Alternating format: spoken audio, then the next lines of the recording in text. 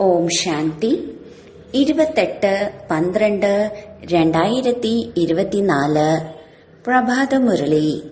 മധുരമായ കുട്ടികളെ, ബാബ വന്നിരിക്കുകയാണ് നിങ്ങളെ സർവ ഖജനാക്കളാലും സമ്പന്നരാക്കി മാറ്റാൻ. നിങ്ങൾ കേവലം ഈശ്വരീയ മതത്തിലൂടെ നടക്കൂ. നല്ല രീതിയിൽ പുരുഷാർത്ഥം ചെയ്ത് സമ്പത്ത് നേടൂ. മായയോട് തോൽക്കരുത്. ചോദ്യം: ഈശ്വരീയ മതവും ദൈവിക മതവും മനുഷ്യമതവും തമ്മിലുള്ള മുഖ്യ വ്യത്യാസം എന്താണ്? ഉത്തരം: ഈശ്വരീയ മതത്തിലൂടെ നിങ്ങൾ കുട്ടികൾ തിരിച്ച് തന്റെ വീട്ടിലേക്ക് പോകും. പിന്നെ പുതിയ ലോകത്തിൽ ഉയർന്ന പദവി നേടുകയും ചെയ്യും. ദൈവിക മതത്തിലൂടെ നിങ്ങൾ സദാ സുഖികളാകും. കാരണം അതും ബാബയിലൂടെ ഈ സമയത്ത് ലഭിക്കുന്ന മതമാണ്. എന്നാലും വീണ്ടും നിങ്ങൾ ഇറങ്ങുന്നത് താഴേക്ക് തന്നെയാണ്. മനുഷ്യമതം ദുഃഖിയാക്കി മാറ്റുന്നതാണ്. ഈശ്വരീയ മതത്തിൽ നടക്കുന്നതിന് വേണ്ടി ആദ്യം പഠിപ്പിക്കുന്ന ബാബയിൽ പൂർണ്ണ നിശ്ചയം വേണം. ഓം ശാന്തി. ബാബ അർത്ഥം മനസ്സിലാക്കി തന്നിട്ടുണ്ട്. ഞാൻ ആത്മാവ് ശാന്തസ്വരൂപമാണ്. ഓം ശാന്തി എന്ന് പറയുമ്പോൾ ആത്മാവിന് തന്റെ വീട് ഓർമ്മ വരുന്നു. ഞാൻ ആത്മാവ് ശാന്തസ്വരൂപമാണ്. ശരീരം ലഭിക്കുമ്പോൾ ശബ്ദത്തിലേക്ക് വരുന്നു. ആദ്യം ചെറുതായിരിക്കുന്ന ശരീരം പിന്നീട് വളർന്ന് വലുതാകുന്നു. പരമപിതാവായ പരമാത്മാവ് നിരാകാരനാണ്. ശബ്ദിക്കുന്നതിന് വേണ്ടി ബാബയ്ക്കും രഥം വേണം. എങ്ങനെയാണോ പരംധാമ നിവാസികളായിരുന്ന നിങ്ങൾ ആത്മാക്കൾ ഇവിടെ വന്ന് ശബ്ദത്തിലേക്ക് വരുന്നത്, ബാബയും പറയുന്നു, ഞാനും നിങ്ങൾക്ക് ജ്ഞാനം നൽകുന്നതിന് വേണ്ടി ശബ്ദത്തിലേക്ക് വന്നിരിക്കുകയാണ്. ബാബ തന്റെയും രചനയുടെ ആദിമധ്യ അന്ത്യത്തിന്റെയും പരിചയം നൽകുകയാണ്. ഇതാണ് ആത്മീയ പഠിപ്പ്. ലോകത്തിലുള്ളത് ഭൗതികമായ പഠിപ്പാണ്. ലോകത്തിലുള്ളവർ സ്വയം ശരീരമെന്ന് കരുതുന്നു. ആരും ഇങ്ങനെ പറയാറില്ല, ഞാൻ ആത്മാവ് ഈ ചെവിയിലൂടെ കേൾക്കുന്നു എന്ന്. ഇപ്പോൾ നിങ്ങൾ കുട്ടികൾ മനസ്സിലാക്കി, ബാബയാണ് പതിത പാവനൻ. ബാബ തന്നെയാണ് വന്ന് മനസ്സിലാക്കി തരുന്നത് ഞാൻ എങ്ങനെയാണ് വരുന്നത് എന്ന്. നിങ്ങളെപ്പോലെ ഗർഭത്തിലേക്ക് വരുന്നില്ല. ഞാൻ ഈ ശരീരത്തിലേക്ക് പ്രവേശിക്കുന്നു. ഇത് രഥമാണ്. ബ്രഹ്മബാബയെ മാതാവെന്നും പറയും. വളരെ വലിയ നദി ബ്രഹ്മപുത്രയാണ്. ഇതാണ് വളരെ വലിയ നദി. വെള്ളത്തിന്റെ കാര്യമല്ല, ഇതാണ് മഹാനദി. അതായത് വളരെ വലിയ ജ്ഞാനമാകുന്ന നദി. ബാബ ആത്മാക്കൾക്ക് മനസ്സിലാക്കി തരികയാണ്, ഞാൻ നിങ്ങളുടെ പിതാവാണ്. എങ്ങനെ നിങ്ങൾ സംസാരിക്കുന്നുവോ അതുപോലെ ഞാനും സംസാരിക്കുന്നു. എന്റെ പാർട്ട് ഏറ്റവും അവസാനമാണ്. എപ്പോൾ നിങ്ങൾ പൂർണമായും പതിതമായി മാറുന്നുവോ അപ്പോൾ നിങ്ങളെ പാവനമാക്കി മാറ്റുന്നതിന് വേണ്ടി എനിക്ക് വരേണ്ടി വരുന്നു. ഈ ലക്ഷ്മി നാരായണനെ ഇങ്ങനെയാക്കി മാറ്റുന്നത് ആരാണ്? ഈശ്വരനല്ലാതെ വേറെ ആരെങ്കിലുമാണ് എന്ന് പറയാൻ സാധിക്കില്ല. പരിധിയില്ലാത്ത ബാബയല്ലേ സ്വർഗത്തിന്റെ അധികാരിയാക്കി മാറ്റുക. ബാബയാണ് ജ്ഞാനസാഗരൻ.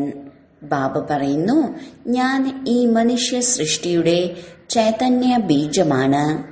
ഞാൻ സൃഷ്ടിയുടെ ആദിമധ്യ അന്ത്യത്തെക്കുറിച്ച് അറിയുന്നു. ഞാൻ സത്യമാണ്. ഞാൻ ചൈതന്യ ബീജരൂപനാണ്. ഈ സൃഷ്ടിയാകുന്ന വൃക്ഷത്തിന്റെ ജ്ഞാനം എന്നിലാണ് ഉള്ളത്. ഇതിനെ സൃഷ്ടിചക്രമെന്നോ അല്ലെങ്കിൽ നാടകമെന്നോ പറയുന്നു. ഈ ചക്രം കറങ്ങിക്കൊണ്ടേയിരിക്കും. പരിധിയുള്ള നാടകം 2 മണിക്കൂറാണ് നടക്കുന്നത്. എന്നാൽ ഈ നാടകത്തിന്റെ റീൽ 5000 വർഷത്തിൻ്റെതാണ്. സമയം കടന്നു പോകുന്തോറും അത് 5000 വർഷത്തിൽ നിന്ന് കുറഞ്ഞുകൊണ്ടിരിക്കുന്നു. നിങ്ങൾക്കറിയാം, ആദ്യം നാം ദേവീ ദേവതകളായിരുന്നു. പിന്നീട് പതുക്കെ പതുക്കെ ക്ഷത്രിയ കുലത്തിലേക്ക് വന്നു. ഈ മുഴുവൻ രഹസ്യവും ബുദ്ധിയിലില്ലേ? ഇത് സ്മരിച്ചുകൊണ്ടിരിക്കണം. ആദ്യം പാട്ടഭിനയിക്കുന്നതിന് വേണ്ടി വന്നപ്പോൾ നമ്മൾ ദേവീ ദേവതകളായിരുന്നു. 1250 വർഷം രാജ്യം ഭരിച്ചു. സമയം പോയിക്കൊണ്ടേ ഇരിക്കുകയാണ്. ലക്ഷക്കണക്കിന് വർഷത്തിന്റെ കാര്യമേ ഇല്ല. 1,00,000 വർഷങ്ങൾ ആർക്കും ചിന്തിക്കാൻ പോലും സാധിക്കില്ല. നിങ്ങൾ കുട്ടികൾ മനസ്സിലാക്കി, നമ്മൾ ദേവീ ദേവതകളായിരുന്നവർ പാട്ടഭിനയിച്ച് വർഷങ്ങൾ കടന്ന് ഇപ്പോൾ എത്ര വർഷം കടന്നുപോയി. പതുക്കെ പതുക്കെ സുഖം കുറഞ്ഞു വരികയാണ്. ഓരോ വസ്തുവും സതോ പ്രധാനത്തിൽ നിന്ന് സതോ രജോ തമോ അവസ്ഥകളിലേക്ക് വരുന്നു. തീർച്ചയായും പഴയതാകും. ഇതാണെങ്കിൽ പരിധിയില്ലാത്ത കാര്യമാണ്. ഈ കാര്യങ്ങളെല്ലാം നല്ല രീതിയിൽ ബുദ്ധിയിൽ ധാരണ ചെയ്ത് മറ്റുള്ളവർക്ക് മനസ്സിലാക്കി കൊടുക്കണം. എല്ലാവരും ഒരുപോലെ ആയിരിക്കില്ല. തീർച്ചയായും വ്യത്യസ്തമായ രീതിയിലായിരിക്കും പറഞ്ഞു കൊടുക്കുന്നത്. ചക്രത്തെക്കുറിച്ച് മനസ്സിലാക്കി കൊടുക്കുന്നത് ഏറ്റവും സഹജമാണ്. ഡ്രാമയും വൃക്ഷവും, ഇത് രണ്ടും മുഖ്യമായ ചിത്രങ്ങളാണ്. കൽപ്പവൃക്ഷം എന്നു പേരുമുണ്ടല്ലോ. കൽപ്പത്തിന്റെ ആയുസ് എത്ര വർഷമാണ്? ഇതാരും അറിയുന്നില്ല. മനുഷ്യർക്ക് അനേക അഭിപ്രായമാണ്. ചിലർ ഒന്ന് പറയുന്നു, ചിലർ മറ്റൊന്ന് പറയുന്നു. ഇപ്പോൾ നിങ്ങൾ അനേകം മനുഷ്യ മതങ്ങളെക്കുറിച്ച് മനസ്സിലാക്കി. ഒരു ഈശ്വരീയ മതത്തെക്കുറിച്ചും മനസ്സിലാക്കി. എത്ര വ്യത്യാസമുണ്ട്! ഈശ്വരീയ മതത്തിലൂടെ നിങ്ങൾ പുതിയ ലോകത്തിലേക്ക് പോകുന്നു. ദൈവിക മതത്തിലൂടെയോ മനുഷ്യ മതത്തിലൂടെയോ തിരിച്ചു പോകാൻ സാധിക്കില്ല. ദൈവിക മതത്തിലൂടെയും നിങ്ങൾ താഴേക്കിറങ്ങുകയാണ്. കാരണം കലകൾ കുറയുന്നു. ആസുരീയ മതത്തിലൂടെ ഇറങ്ങുന്നു. പക്ഷെ ദൈവിക മതത്തിൽ സുഖമുണ്ട്. ആസുരീയ മതത്തിൽ ദുഃഖമാണ്. സത്യയുഗത്തിലെ ദൈവിക മതവും ഈ സമയത്ത് ബാബ തരുന്നത് തന്നെയാണ്. അതുകൊണ്ടാണ് അവിടെ നിങ്ങൾ സുഖികളായിരിക്കുന്നത്. പരിധിയില്ലാത്ത ബാബ എത്ര ദൂരെ നിന്നാണ് വരുന്നത്. മനുഷ്യർ സമ്പാദിക്കുന്നതിന് വേണ്ടി പുറത്തു പോകുന്നു. വളരെ ധനം സ്വരൂപിക്കുമ്പോൾ തിരിച്ചു വരുന്നു. ബാബയും പറയുന്നു, ഞാൻ നിങ്ങൾ കുട്ടികൾക്ക് വേണ്ടി വളരെയധികം ഖജനാവും കൊണ്ടാണ് വരുന്നത്. കാരണം അറിയാം, നിങ്ങൾക്ക് വളരെയധികം തന്നിട്ടുണ്ടായിരുന്നു. അതെല്ലാം നിങ്ങൾ നഷ്ടപ്പെടുത്തി. ആരാണോ പ്രാക്ടിക്കലായി നഷ്ടപ്പെടുത്തിയത്, അതേ നിങ്ങളോട് തന്നെയാണ് സംസാരിക്കുന്നത്. 5000 വർഷത്തിന്റെ കാര്യം നിങ്ങൾക്ക് ഓർമ്മയുണ്ടല്ലോ. പറയുകയാണ്, അതേ ബാബ, 5000 വർഷത്തിനു മുൻപും അങ്ങയെ കണ്ടിരുന്നു. അങ്ങ് സമ്പത്ത് നൽകിയിരുന്നു. ഇപ്പോൾ നിങ്ങൾക്ക് ഓർമ്മ വന്നു. പരിധിയില്ലാത്ത ബാബയിൽ നിന്നും പരിധിയില്ലാത്ത സമ്പത്ത് എടുത്തിട്ടുണ്ടായിരുന്നു. ബാബ താങ്കളിൽ നിന്നും പുതിയ ലോകത്തിന്റെ രാജധാനിയുടെ സമ്പത്ത് നേടിയതായിരുന്നു. ശരി, വീണ്ടും പുരുഷാർത്ഥം ചെയ്യൂ. ഇങ്ങനെ പറയരുത്, ബാബ മായയാകുന്ന ഭൂതം ഞങ്ങളെ തോൽപ്പിച്ചു എന്ന്. ദേഹാഭിമാനം വരുന്നതിന് ശേഷമാണ് നിങ്ങൾ മായയോട് തോൽക്കുന്നത്. അത്യാഗ്രഹം വന്നപ്പോൾ കൈക്കൂലി വാങ്ങി. നിവൃത്തിയില്ലാതെ കൈക്കൂലി വാങ്ങുന്ന കാര്യം വേറെയാണ്. നിവൃത്തിയില്ലാത്ത ഘട്ടത്തിൽ വാങ്ങേണ്ടി വരും. പക്ഷേ എവിടെയും കുരുങ്ങി മരിക്കരുത്. അപ്പോൾ നിങ്ങൾക്ക് തന്നെ ദുഃഖമുണ്ടാകും. പൈസ ലഭിച്ചാൽ സന്തോഷമാകും. പോലീസ് പിടിച്ചാലോ ജയിലിൽ പോകേണ്ടി വരും. ഇങ്ങനെയുള്ള പണി ചെയ്യരുത്. അതിന്റെ ഉത്തരവാദിത്വം ഞാൻ എടുക്കില്ല. പാപം ചെയ്താൽ ജയിലിൽ പോകേണ്ടി വരും. സത്യയുഗത്തിൽ ജയിലൊന്നും ഉണ്ടാകില്ല. ഡ്രാമയുടെ പ്ലാൻ അനുസരിച്ച് കൽപ്പം മുൻപും നിങ്ങൾക്കെങ്ങനെ സമ്പത്ത് ലഭിച്ചുവോ അതുപോലെ 21 ജന്മങ്ങളിലേക്ക് വേണ്ടി വീണ്ടും എടുക്കും. മുഴുവൻ രാജധാനിയും ഉണ്ടാവുകയാണ്. സാധുക്കളായ പ്രജകളും ധനികരായ പ്രജകളും ഉണ്ടാകും. പക്ഷേ അവിടെ ദുഃഖമുണ്ടാകില്ല.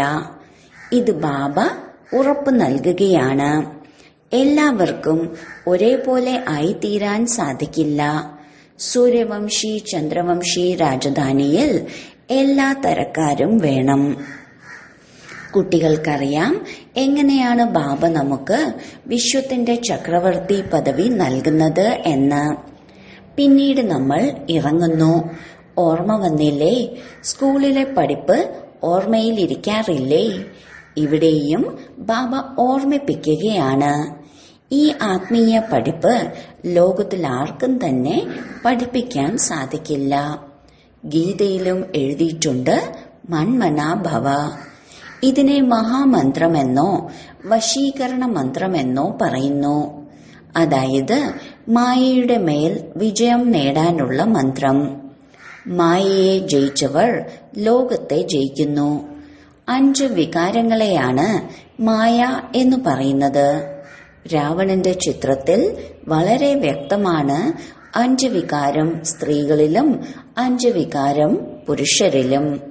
5 വികാരങ്ങളിലൂടെ കഴുതയെ പോലെ, അതായത് വിവേകശൂന്യരായി മാറുന്നു. അതുകൊണ്ടാണ് തലയിൽ കഴുതയുടെ തല കാണിച്ചിരിക്കുന്നു. ഇപ്പോൾ നിങ്ങൾ മനസ്സിലാക്കി, ജ്ഞാനമില്ലാതിരുന്നപ്പോൾ നമ്മളും അതുപോലെ ആയിരുന്നു. ബാബ എത്ര മനോഹരമായ രീതിയിലാണ് പഠിപ്പിക്കുന്നത്. ബാബ സുപ്രീം ടീച്ചറാണ്. ബാബയിൽ നിന്ന് നമ്മൾ എന്താണോ പഠിക്കുന്നത് അത് മറ്റുള്ളവരെ കേൾപ്പിക്കുകയാണ്. ആദ്യം പഠിപ്പിക്കുന്ന ആളിൽ നിശ്ചയമുണ്ടാക്കി കൊടുക്കണം.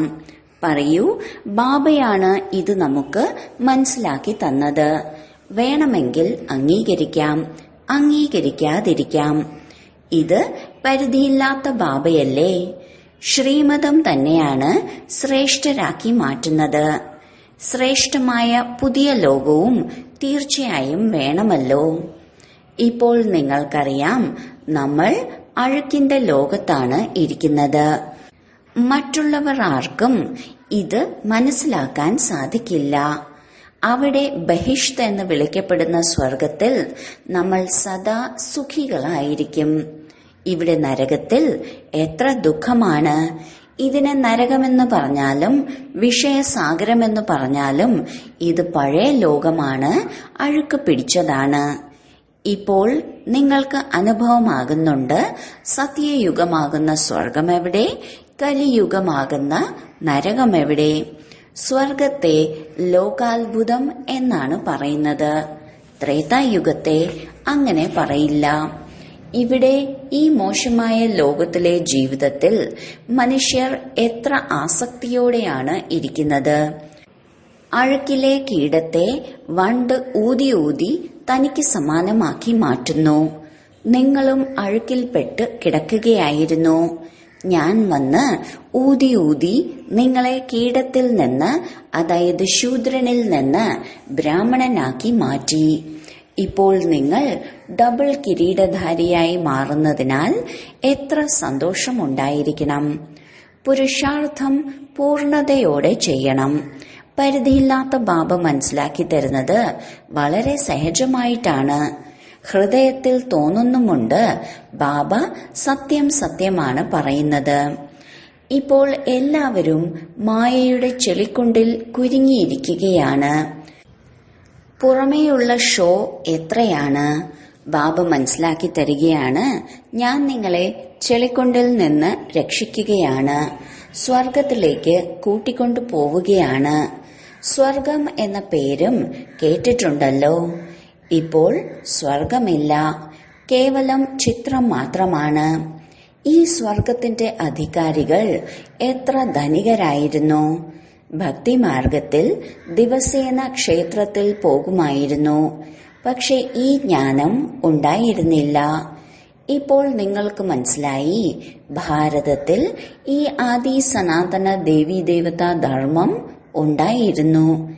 ഇവരുടെ രാജ്യം എപ്പോഴായിരുന്നു ഇതാർക്കും അറിയില്ല. ദേവി ദേവതാ ധർമ്മം എന്നതിന് പകരം ഇപ്പോൾ ഹിന്ദു ഹിന്ദു എന്ന് പറഞ്ഞുകൊണ്ടിരിക്കുകയാണ്. മുൻപ് ഹിന്ദു മഹാസഭയുടെ പ്രസിഡന്റ് വന്നിട്ടുണ്ടായിരുന്നു. അദ്ദേഹം പറഞ്ഞു, ഞങ്ങൾ വികാരി അസുരരാണ്, സ്വയം ദേവതയെന്ന് എങ്ങനെ പറയാൻ കഴിയും? ശരി, വരൂ, നിങ്ങൾക്ക് മനസ്സിലാക്കി തരാം. ദേവി ദേവതാ ധർമ്മത്തിന്റെ സ്ഥാപന വീണ്ടും നടന്നുകൊണ്ടിരിക്കുകയാണ്. ഞാൻ നിങ്ങളെ സ്വർഗത്തിന്റെ അധികാരിയാക്കി മാറ്റാം. ഇരുന്ന് പഠിക്കൂ. അപ്പോൾ പറഞ്ഞു, ദാദാജി, ഞങ്ങൾക്ക് സമയമെവിടെ? സമയമില്ലെങ്കിൽ പിന്നെങ്ങനെ ദേവതയായി മാറും? ഇത് പഠിപ്പല്ലേ? ആ പാവത്തിന്റെ ഭാഗ്യത്തിൽ ഇല്ലായിരുന്നു. മരിച്ചുപോയി, പ്രജയാകുമെന്ന് പോലും പറയാൻ കഴിയില്ല. വെറുതെ കയറി വന്നതാണ്. ഇവിടെ പവിത്രതയുടെ ജ്ഞാനം ലഭിക്കുന്നുണ്ട് എന്ന് കേട്ടു. സത്യയുഗത്തിലേക്ക് വരാൻ കഴിയില്ല, എന്നാലും വീണ്ടും ഹിന്ദു ധർമ്മത്തിലേക്ക് വരും. നിങ്ങൾ കുട്ടികൾക്കറിയാം, മായ വളരെ ശക്തിശാലിയാണ്. എന്തെങ്കിലും തെറ്റുകൾ ചെയ്യിപ്പിച്ചുകൊണ്ടിരിക്കും. എപ്പോഴെങ്കിലും എന്തെങ്കിലും ചെറുതോ വലുതോ ആയ പാപങ്ങളുണ്ടായാൽ ബാബയെ സത്യമായ ഹൃദയത്തോടെ കേൾപ്പിക്കണം. രാവണന്റെ ലോകത്തിൽ പാപം ഉണ്ടായിക്കൊണ്ടിരിക്കും. പറയുന്നുണ്ട്, ഞങ്ങൾ ജന്മജന്മാന്തരങ്ങളിലെ പാപിയാണ്. ഇതാരാണ് പറയുന്നത്? ആത്മാവാണ് പറയുന്നത്. ഒന്നുകിൽ ബാബയുടെ മുന്നിൽ, അല്ലെങ്കിൽ ദേവതകളുടെ മുന്നിൽ. ഇപ്പോൾ നിങ്ങൾക്ക് അനുഭവമാകുന്നുണ്ട്, നമ്മൾ ജന്മജന്മാന്തരങ്ങളിലെ പാപിയായിരുന്നു. രാവണന്റെ രാജ്യത്തിൽ പാപം തീർച്ചയായും ചെയ്തിട്ടുണ്ട്. അനേക ജന്മങ്ങളിലെ പാപം വർണ്ണിക്കാൻ സാധിക്കില്ല. ഈ ജന്മത്തിലേത് വർണ്ണിക്കാൻ സാധിക്കും. ബാബയ്ക്ക് കേൾപ്പിക്കുന്നതിലൂടെ ഭാരരഹിതമാകും. സർജന്റെ മുന്നിൽ രോഗം കേൾപ്പിക്കണം. ഇന്നയാളെ അടിച്ചു, മോഷ്ടിച്ചു, ഇതൊന്നും കേൾപ്പിക്കാൻ ലജ്ജ തോന്നാറില്ല. വികാരത്തിന്റെ കാര്യം കേൾപ്പിക്കുമ്പോൾ ലജ്ജ തോന്നും. സർജന്റെ മുന്നിൽ ലജ്ജിച്ചാൽ രോഗം എങ്ങനെ മാറും? പിന്നെ ഉള്ളിൽ മനസാക്ഷിക്കുത്തുണ്ടായിക്കൊണ്ടിരിക്കും. ബാബയെ ഓർമ്മിക്കാൻ സാധിക്കില്ല. സത്യം കേൾപ്പിച്ചാൽ ഓർമ്മിക്കാൻ സാധിക്കും. ബാബ പറയുന്നു, സർജനായ ഞാൻ നിങ്ങൾക്കായി എത്ര മരുന്നാണ് നൽകുന്നത്. നിങ്ങളുടെ ശരീരം സദാ സ്വർണം പോലെ ആയിരിക്കും. സർജനോട് പറയുന്നതിലൂടെ ഭാരരഹിതമാകും. ചിലർ സ്വയം തന്നെ എഴുതാറുണ്ട്, ബാബ, ഞങ്ങൾ ജന്മജന്മാന്തരങ്ങളായി പാപം ചെയ്തിരുന്നു. പാപാത്മാക്കളുടെ ലോകത്തിൽ ജീവിച്ച് പാപാത്മാക്കളായി മാറി. ഇപ്പോൾ ബാബ പറയുന്നു, കുട്ടികളെ, നിങ്ങൾ പാപാത്മാക്കളുമായി കൊടുക്കൽ വാങ്ങൽ ചെയ്യരുത്. സത്യമായ സദ്ഗുരു അകാലമൂർത്തി ബാബയാണ്. ബാബ ഒരിക്കലും പുനർജന്മത്തിലേക്ക് വരുന്നില്ല. സിഖ് ധർമ്മത്തിലുള്ളവർ അകാല സിംഹാസനമെന്ന പേര് വെച്ചിട്ടുണ്ട്. പക്ഷെ അർത്ഥം മനസ്സിലാക്കുന്നില്ല. ബാബ മനസ്സിലാക്കി തരികയാണ്, ആത്മാവിന്റെ സിംഹാസനം ഈ ഭൃക്കുടി ആണ്. തിലകവും ഈ ഭൃക്കുടിയിലല്ലേ വെക്കാറുള്ളത്? യഥാർത്ഥത്തിൽ തിലകം ഒരു ചെറിയ ബിന്ദു പോലെയാണ് വെച്ചിരിക്കുന്നത്. ഇപ്പോൾ നിങ്ങൾ സ്വയം തനിക്ക് തന്നെ തിലകം നൽകണം. ബാബയെ ഓർമ്മിച്ചുകൊണ്ടേയിരിക്കൂ. ആരാണോ വളരെയധികം സേവനങ്ങൾ ചെയ്യുന്നത് അവർ വലിയ മഹാരാജാവായി മാറും. പുതിയ ലോകത്തിൽ പഴയ ലോകത്തിലെ പഠിപ്പ് പഠിക്കേണ്ട ആവശ്യമില്ലല്ലോ. അതുകൊണ്ട് ഇത്രയും ഉയർന്ന പഠിപ്പിൽ ശ്രദ്ധ നൽകുകയും വേണം. ഇവിടെ ഇരിക്കുമ്പോൾ പോലും ചിലരുടെ ബുദ്ധിയോഗം വളരെ നല്ലതാണ്. ചിലരുടെ എവിടെയെല്ലാം പോകുന്നു. ചില കുട്ടികൾ 10 മിനിറ്റ് എഴുതുന്നു, ചിലർ 15 മിനിറ്റ് എഴുതുന്നു. ആരുടെ ചാർട്ടാണോ നല്ലതായിരിക്കുന്നത് അവർക്ക് ലഹരി വർദ്ധിക്കും. ബാബ, ഇത്ര സമയം ഞങ്ങൾ അങ്ങയുടെ ഓർമ്മയിൽ ഇരുന്നു. 15 മിനിറ്റിൽ കൂടുതൽ ആർക്കും എഴുതാൻ സാധിക്കുന്നില്ല. ബുദ്ധി ഇവിടെയും അവിടെയും ഓടുകയാണ്. അഥവാ എല്ലാവരും ഏകരസമായാൽ അപ്പോൾ കർമാതീത അവസ്ഥയാകും. ബാബ എത്ര മധുരമധുരമായ മനോഹരമായ കാര്യങ്ങളാണ് കേൾപ്പിക്കുന്നത്. ഇങ്ങനെ ഒരു ഗുരുക്കന്മാരും പഠിപ്പിച്ചിട്ടില്ല. ഗുരുക്കന്മാരിൽ നിന്ന് കേവലം ഒരാൾ മാത്രമല്ലല്ലോ പഠിക്കുന്നത്. ഗുരുക്കന്മാരിൽ നിന്ന് ആയിരക്കണക്കിന് പേർ പഠിക്കുമല്ലോ. സദ്ഗുരുവായ ബാബയിൽ നിന്ന് നിങ്ങൾ എത്ര പേർ പഠിക്കുന്നു? ഇതാണ് മായയെ വശത്താക്കാനുള്ള മന്ത്രം. മായ എന്നത് 5 വികാരങ്ങളെയാണ് പറയുന്നത്. ധനത്തെ സമ്പത്തെന്നാണ് പറയുക. ലക്ഷ്മി നാരായണനെ കുറിച്ച് പറയുമ്പോൾ ഇവരുടെ അടുത്ത് വളരെയധികം സമ്പത്തുണ്ടെന്ന് പറയും. ലക്ഷ്മി നാരായണനെ ഒരിക്കലും മാതാവും പിതാവുമെന്ന് പറയില്ല. ആദി ദേവനെയും ആദി ദേവിയെയും ജഗത് പിതാവെന്നും ജഗത് അമ്പയുമെന്നാണ് പറയുന്നത്. ഇവരെ, അതായത് ലക്ഷ്മി നാരായണനെ അല്ല. ഇവർ സ്വർഗത്തിലെ അധികാരികളാണ്. അവിനാശിയായ ജ്ഞാനധനമെടുത്ത് നിങ്ങൾ എത്ര ധനവാന്മാരായി മാറിക്കഴിഞ്ഞിരിക്കുന്നു. അമ്പയുടെ അടുത്ത് ഒരുപാട് ആഗ്രഹങ്ങൾ കൊണ്ടാണ് പോകുന്നത്. ലക്ഷ്മിയുടെ അടുക്കൽ വെറും ധനത്തിന് വേണ്ടിയാണ് പോകുന്നത്, വേറെ ഒന്നിനുമല്ല. അപ്പോൾ വലുതാരാണ്? ഇതാർക്കും അറിയില്ല. അമ്പയിൽ നിന്ന് എന്താണ് ലഭിക്കുന്നത്? ലക്ഷ്മിയിൽ നിന്ന് എന്താണ് ലഭിക്കുന്നത്? ലക്ഷ്മിയോട് വെറും ധനമാണ് യാചിക്കുന്നത്. അമ്പയിൽ നിന്ന് നിങ്ങൾക്ക് എല്ലാം ലഭിക്കുന്നു. അമ്പയുടെ മഹിമ വളരെ അധികമാണ്. എന്തുകൊണ്ടെന്നാൽ മാതാക്കൾക്ക് ദുഃഖവും വളരെയധികം സഹിക്കേണ്ടി വന്നിട്ടുണ്ട്. അതിനാൽ മാതാക്കളുടെ മഹിമ വളരെ അധികമാണ്. നല്ലത്. വീണ്ടും ബാബ പറയുകയാണ്, ബാബയെ ഓർമ്മിക്കുകയാണെങ്കിൽ പാവനമായി മാറും. ചക്രത്തെ ഓർമ്മിക്കൂ. ദൈവിക ഗുണങ്ങൾ ധാരണ ചെയ്യൂ. അനേകരെ തനിക്ക് സമാനമാക്കി മാറ്റൂ. ഗോഡ് ഫാദറിന്റെ വിദ്യാർത്ഥികളാണ് നിങ്ങൾ. കൽപ്പം മുൻപും ആയിത്തീർന്നിട്ടുണ്ട്. ഇപ്പോൾ വീണ്ടും അതേ ലക്ഷ്യം തന്നെയാണ്. ഇത് തന്നെയാണ് നരനിൽ നിന്ന് നാരായണനായി മാറാനുള്ള സത്യമായ കഥ.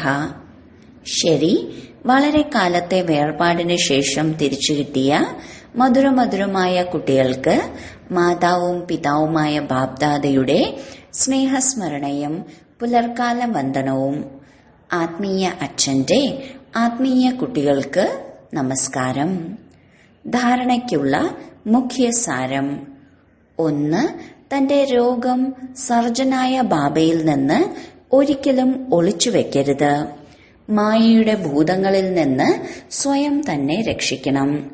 തനിക്ക് തന്നെ രാജ്യതിലകം നൽകുന്നതിന് സേവനം തീർച്ചയായും ചെയ്യണം. 2. അവിനാശി ജ്ഞാനധനത്താൽ സ്വയത്തെ ധനവാനാക്കി മാറ്റണം. ഇനി പാപാത്മാക്കളുമായി കൊടുക്കൽ വാങ്ങൽ ചെയ്യരുത്. പഠിപ്പിൽ പൂർണ്ണ ശ്രദ്ധ നൽകണം. വരദാനം: ഈ മംഗളകാരി യുഗത്തിൽ സർവരുടെയും മംഗളം ചെയ്യുന്ന പ്രകൃതി ജീത്തും മായ ജീത്തുമായി ഭവിക്കട്ടെ. സംഗമയുഗത്തെ മംഗളകാരി യുഗം എന്നാണ് പറയാറുള്ളത്. ഈ യുഗത്തിൽ ഞാൻ മംഗളകാരി ആത്മാവാണ്. എന്റെ ആദ്യ കർത്തവ്യം സ്വാമംഗളവും പിന്നെ സർവരുടെ മംഗളം ചെയ്യുക എന്നതുമാണ് എന്ന സ്വമാനം സദാ ഓർമ്മയിൽ ഉണ്ടായിരിക്കണം. മനുഷ്യാത്മാക്കളെ മാത്രമല്ല, നമ്മൾ ഈ പ്രകൃതിയുടെ പോലും മംഗളം ചെയ്യുന്നവരാണ്. അതിനാലാണ് നമ്മളെ പ്രകൃതി ജീത്, മായ ജീത് എന്ന് പറയുന്നത്. ആത്മാവ് പുരുഷൻ പ്രകൃതി ജീതായി മാറുമ്പോൾ പ്രകൃതി സുഖദായിയായി തീരുന്നു. പ്രകൃതിയുടെയോ മായയുടെയോ ഇളക്കങ്ങളിൽ വരുന്നില്ല. അവർക്ക് അമംഗളമായ അന്തരീക്ഷത്തിന്റെ പ്രഭാവം ഉണ്ടാവുന്നില്ല. സ്ലോഗൻ: പരസ്പരം അഭിപ്രായങ്ങൾ മാനിക്കുകയാണെങ്കിൽ ബഹുമാന്യനായ ആത്മാവായി മാറും. ഓം ശാന്തി.